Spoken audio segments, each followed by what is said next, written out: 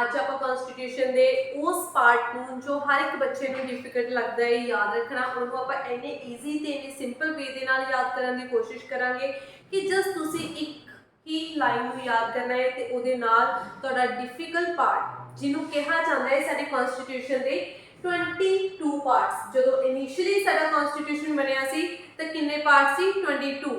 ਤੇ ਅੱਜ ਸਾਡੇ ਕਿੰਨੇ ਪਾर्ट्स ਨੇ? ਅੱਜ ਨੇ ਜੀ ਸਾਡੇ 24 पार्ट्स। सो ਆਪਾਂ ਉਹਨਾਂ ਪਾर्ट्स ਨੂੰ ਇੱਕ ਟ੍ਰਿਕ ਦੇ ਨਾਲ ਹੀ ਯਾਦ ਕਰਾਂਗੇ, ਠੀਕ ਹੈ ਜੀ। ਕਿ ਉਹ ਟ੍ਰਿਕ ਇੰਨੀ ਕੁ ਜ਼ਿਆਦਾ ਈਜ਼ੀ ਹੋਏਗੀ ਕਿ ਤੁਹਾਨੂੰ ਕਿਤੋਂ ਹੋਰ ਪੜਨ ਦੀ, ਤੁਹਾਨੂੰ ਰੱਟੇ ਲਗਾਉਣ ਦੀ ਲੋੜ ਹੀ ਨਹੀਂ ਪਏਗੀ। ਸੋ ਫਸਟ ਵੀਡੀਓ ਹੈ ਜਿਹਦੇ ਵਿੱਚ ਆਪਾਂ 11 ਪਾर्ट्स ਨੂੰ ਡਿਸਕਸ ਕਰਾਂਗੇ ਤੇ ਨੈਕਸਟ ਵੀਡੀਓ ਆਏਗੀ ਜਿਹਦੇ ਵਿੱਚ ਆਪਾਂ ਅਨਦਰ ਜਿਹੜੇ 11 ਪਾर्ट्स ਰਹਿ ਜਾਣਗੇ ਉਹਨਾਂ ਨੂੰ ਡਿਸਕਸ ਕਰਾਂਗੇ। ਸੋ ਇਸ ਟ੍ਰਿਕ ਨੂੰ बहुत ध्यान दे नाल ते अपने डेडिकेटेड माइंड दे नाल सुनने की कोशिश करनी है। तो सब तो पहला इसनूं याद करने के लिए एक लाइन है जिसनूं तुहानूं याद करना पएगा। वो लाइन किहड़ी है? फर्स्टली आपां वो देखांगे। लाइन है जी कहते you can fly directly from US to UP to meet CSR, जिन्हों आपां नॉर्मली यूज कर लैंदे हां, ठीक है। नॉर्मली अपने वर्ड्स दे विच यूज करदे हां। कहते you can fly directly from US to UP to meet CSR. ये एक लाइन दे विच ही आपां सारे दे सारे पार्ट्स नूं याद करने की कोशिश करनी है एक ट्रिक दे नाल, ठीक है जी।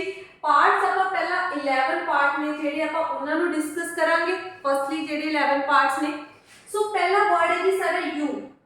फर्स्ट वर्ड फर्स्ट पार्ट को रिप्रेजेंट करेगा।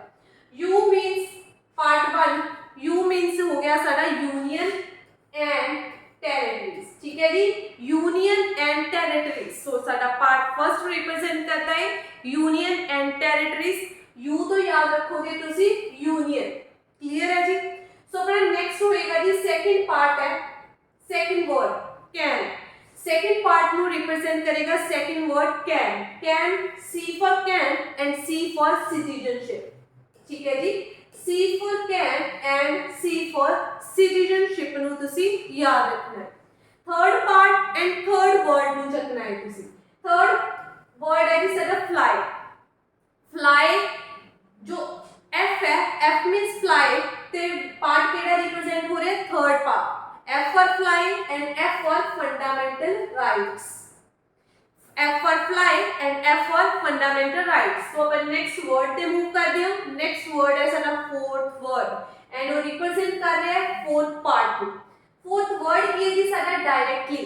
डायरेक्टली सो इथों ही याद रख लेना है directive principle of state policy, जिसनु ਆਪਾਂ कह देंगे आ DPSPs ऑफ आवर कॉन्स्टिट्यूशन, ठीक है जी।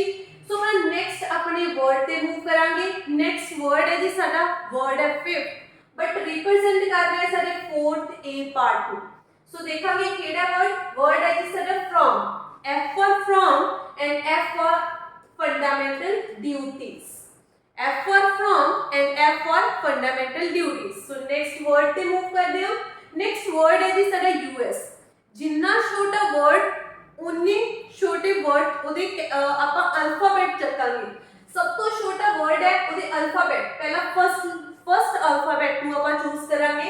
रिप्रेजेंट करेगा ये पार्ट फिफ्थ ਨੂੰ। U फॉर ਕੀ आएगा? यूनियन गवर्नमेंट और यूनियन एग्जीक्यूटिव, ठीक है। ਜਾਂ कह सकते हो यूनियन गवर्नमेंट और ਤੁਸੀਂ कह सकते हो यूनियन एग्जीक्यूटिव। सो ਇਹਦਾ नेक्स्ट अल्फाबेट ਚੱਕਣਾ है ਤੇ ਉਹ नेक्स्ट पार्ट ਨੂੰ रिप्रेजेंट करेगा। पार्ट है जी साडा 6। वर्ड है जी साडा अल्फाबेट की है एस फॉर हो गया साडा state government, union government, then S for state government. Next है जी साडा 7th पार्ट जिदा सबनू पता है कि जिसनू ਆਪਾਂ ਕੀ ਕਰ ਦਿੱਤਾ ਸੀ? ਰਿਪੀल कर ਦਿੱਤਾ ਗਿਆ ਸੀ। किस कॉन्स्टिट्यूशनल अमेंडमेंट ਦੇ ਨਾਲ? 7th कॉन्स्टिट्यूशनल अमेंडमेंट ਕਿਹੜੇ ਸਾਲ ਦੇ ਵਿੱਚ ਹੋਈ ਸੀ? ਕਿਹੜੇ ਈਅਰ ਦੇ ਵਿੱਚ ਹੋਈ ਸੀ? 1956 ਜਦੋਂ ਸਾਡੀ ਸਟੇਟਸ ਨੂੰ ਰੀਆਰਗੇਨਾਈਜ਼ ਕੀਤਾ ਗਿਆ ਸੀ on a language basis. Next word पे ਆਪਾਂ मूव करांगे, ठीक है जी। नेक्स्ट वर्ड है जी सब तो छोटा।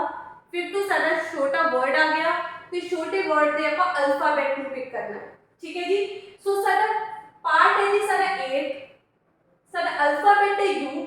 जो रिप्रेजेंट कर रहा है जी साडा यूनियन टैरेटरीज नूं, जो साडे दिल्ली पौंडीचेरी वर्गियां जम्मू एंड कश्मीर वर्गियां टैरेटरीज नूं रिप्रेजेंट करेगा, वो है जी साडा पार्ट ए ते साडा वर्ड है जी यू। सो नेक्स्ट है जी वर्ड साडा पी। पी तो आप याद रखना है, पार्ट है जी साडा 9 ते P for parrot, P for panchayats, ठीक है जी। पंचायत्स, पंचायत है जो सारे कॉन्स्टिट्यूशन दे विच ऐड की गई 73rd अमेंडमेंट जो हुई सी 1992 दे विच, ठीक है जी। 1992 दे विच 73rd अमेंडमेंट दे नाल ऐड की गई सी। सो अपन नेक्स्ट अपने वर्ड पे मूव कर रहे हैं। नेक्स्ट वर्ड है जी साडा मीट, ठीक है जी। मीट है जो रिप्रेजेंट कर रहे हैं जी साडे पार्ट 9A जो बहुत बार एग्जाम दे विच पूछे जाते हैं। पार्ट 9 एंड पार्ट 9A बहुत रिपीटेड क्वेश्चन है एग्जाम दे।